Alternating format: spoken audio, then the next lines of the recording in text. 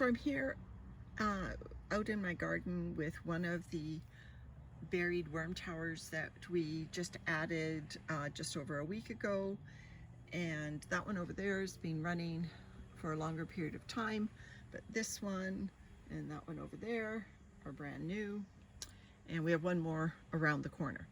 And so this clear bin in front of me is where I've been tucking in the juvenile worms that have hatched out of my cocoon bin. And I was going to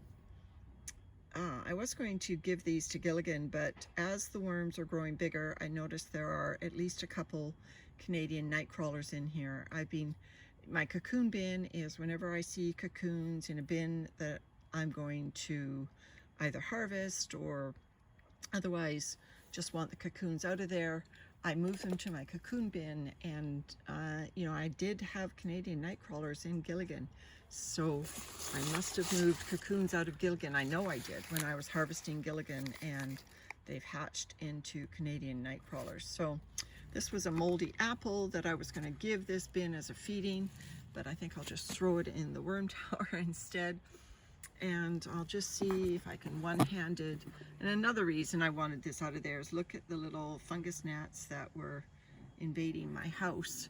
So for whatever reason, this bin is, I tried all egg carton bedding, and it was shredded up rather than put in whole or even broken into chunks.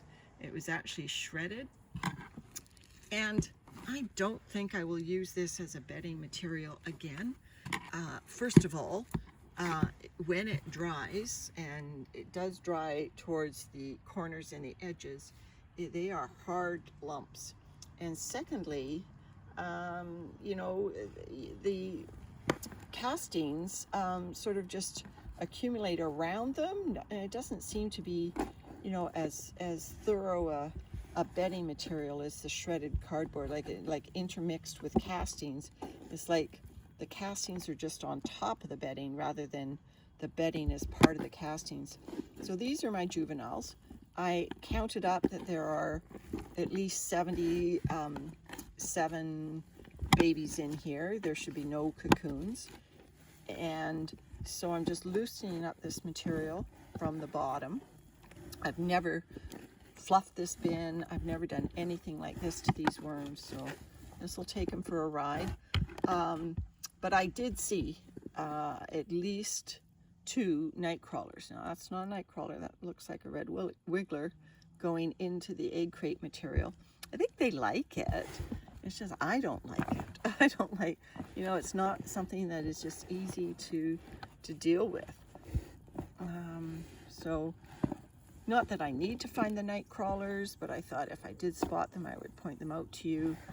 You know, I don't know what their cocoons look like versus red wigglers. I should probably look that up. So there's a red going up the wall. Oh, no, it's turned a corner. So I'm just looking here for the nightcrawler. I know there was one.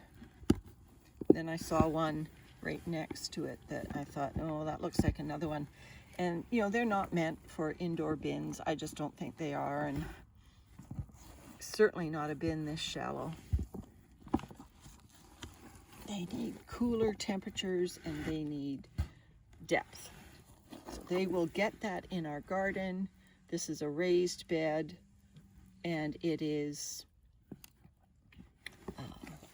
it's about 3.5 feet deep. So I'm just looking for that nightcrawler. I don't see him, but you know, I'm not going to change my mind. I'm still going to give these worms to this tower system, even if I can't find that nightcrawler. I don't want to add them to an indoor bin only to find I've been harboring a nightcrawler all along. Maybe when I do watch the replay, I'll be able to see it as I'm tossing this, that there is at least one nightcrawler in here. So these are my babies. These are the little guys that we raised from cocoons. Oh, there's one on my finger. Going for a bit of a wander.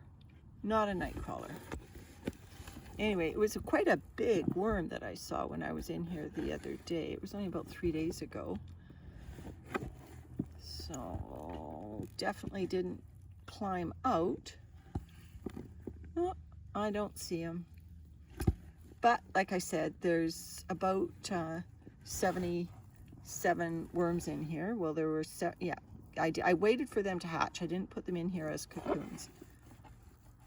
So this material actually shaken up like this, starting to look a little bit better as a bedding. Oh, is that a nightcrawler? No, it's another juvenile on my finger. Nope, I don't see him. It's definitely in here though. Anyway, oh, is that a nightcrawler? Doesn't look thick enough. Anyway, I'm going to ask my husband to tip the bin into the worm tower system, and we say bye to the worms. They will love living out here. They've had scant food in that egg bedding. There they go. And Landon's got a job to do, cleaning out the, I wonder if that's the nightcrawler in there. No, don't think so. He's got quite a job to do, cleaning out the worms that got stuck to that container.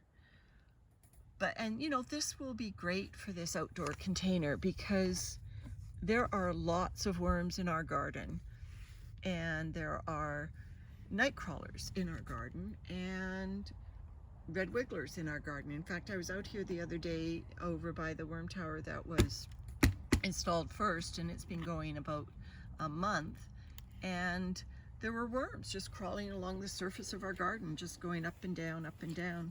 So I know there are worms in this soil, or in this mixture of mulch and soil, and yeah, you see, I just dug in the garden, and I'm pretty sure that's a worm, not a leaf. Yeah, there's worms right in our garden already. So whether they're from the worm tower right next door, or they're just in here because of this lovely, healthy, manure-y mulch, I'm sure. Okay.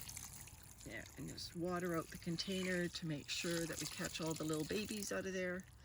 This tower has holes all the way around, as well as holes on the bottom, so the water will drain right through. Is that a worm on the top? No, that's just a leaf. But we have holes in the top. And holes in the top, yeah. The neat thing about these lids, if I haven't mentioned it in another video, is we put the holes around the outside of the lid, and the inside of the lid is slightly lower down. So when you come out here after a rain shower, or even after we've turned our overhead sprinklers on, there's a tiny little puddle in the middle. And we have our mason bee houses right there. And mason bees like mud, hence the word mason.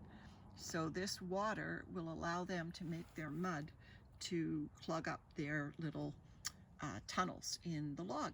Anyway, so that's more worms for this tower. Got a healthy dose, 77 new worms. Should work really well. Okay, bye for now.